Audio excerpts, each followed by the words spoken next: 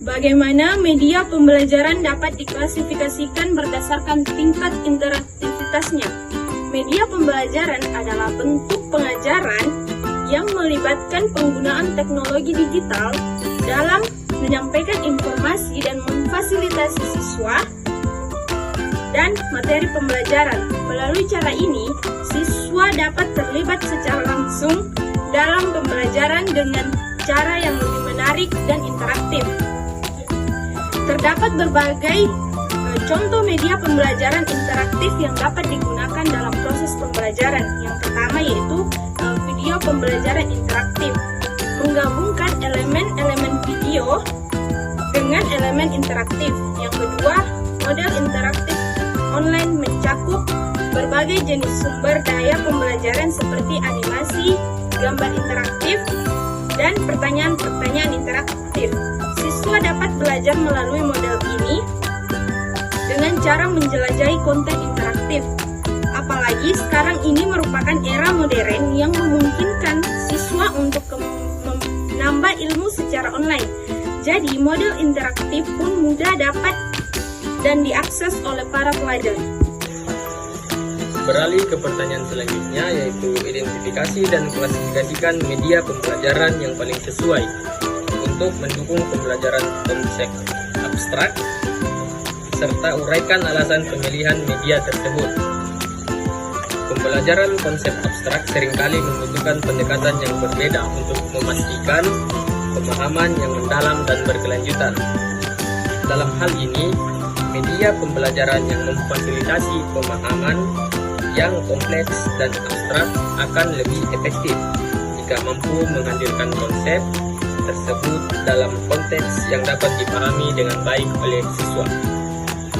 Media yang sesuai yaitu augmented reality atau AR, suatu inovasi dari perkembangan teknologi yang memungkinkan penggunanya untuk dapat melihat dunia nyata. Nah, seiring dengan perkembangan teknologi, tentunya mempengaruhi kehidupan manusia dalam beraktivitas, seperti halnya dalam menempuh pendidikan. Pada zaman sekarang, pendidikan sangat dibutuhkan media untuk membantu proses belajar mengajar.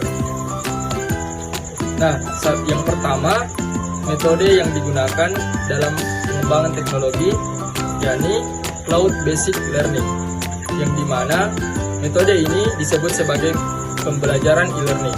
Beberapa contoh aplikasinya yakni diantaranya seperti Classroom, yang dimana guru atau tenaga pendidik dapat mengunggah materi pembelajaran maupun tugas ke Cloud Basic Classroom.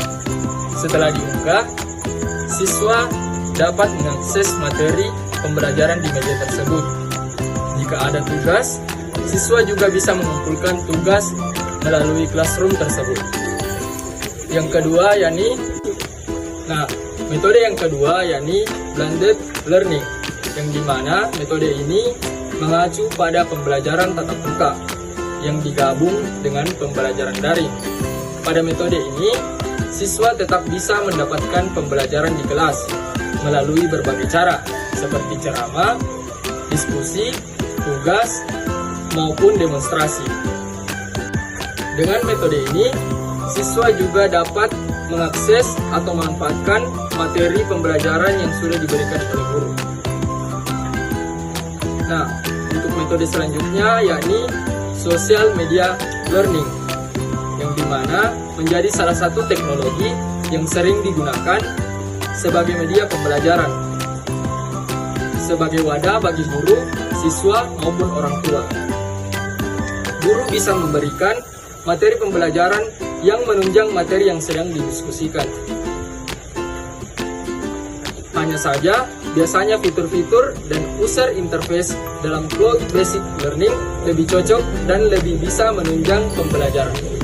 Baik, adapun pendekatan konstruktivisme merupakan suatu cara yang digunakan oleh seorang guru di mana sebagai fasilitator membimbing siswa dengan menggali ilmu pengetahuan sesuai dengan pengalaman-pengalaman belajar yang telah dilalui oleh seorang tenaga pendidik.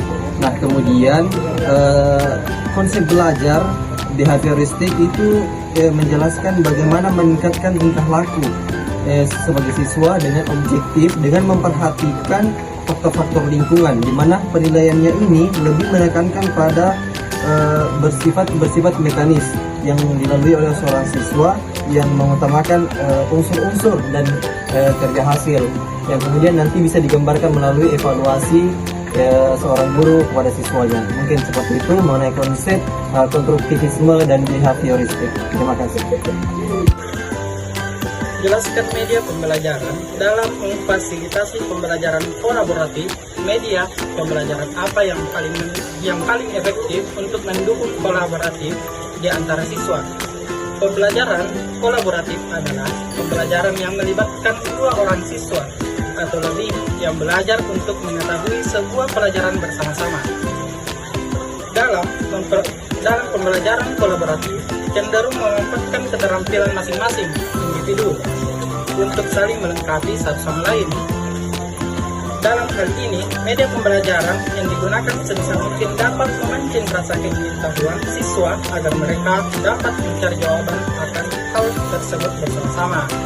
Contoh, media pembelajaran yang cocok digunakan untuk pembelajaran adalah pemberian video pembelajaran yang menyuguhkan berbagai situasi bermasalah yang autentik dan bermakna kepada siswa, yang berfungsi sebagai landasan bagi investigasi dan penyelidikan.